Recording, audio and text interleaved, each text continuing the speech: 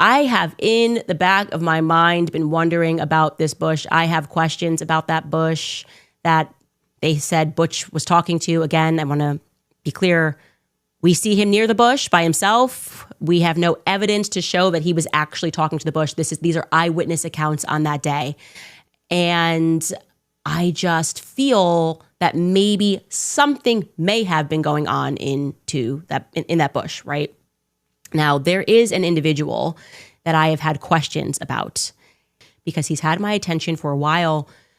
Foremost, because throughout the event, I noticed that he was halfway standing in the bush. Obviously, I've looked at so much content, different angles, so many videos, and he's kind of partially in the bush. And I don't feel that it's necessary for him to be partially in the bush. It was not that crowded of an event.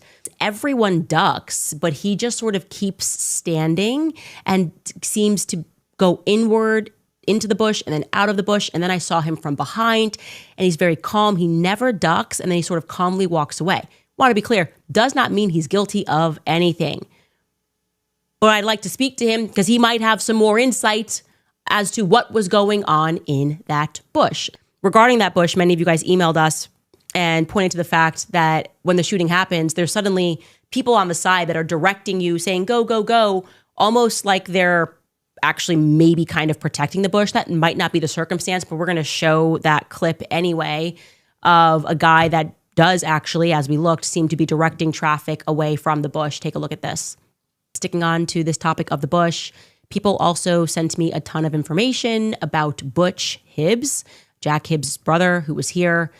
And he maybe might have been speaking to that bush. I don't know. But he wasn't the only person, by the way, who was in that bush before the event. Here's another photo that was sent to us of a guy. I don't know. Maybe he's comfortable in his bush. Who knows? Another guy in a maroon shirt. I never knew so many men loved maroon shirts.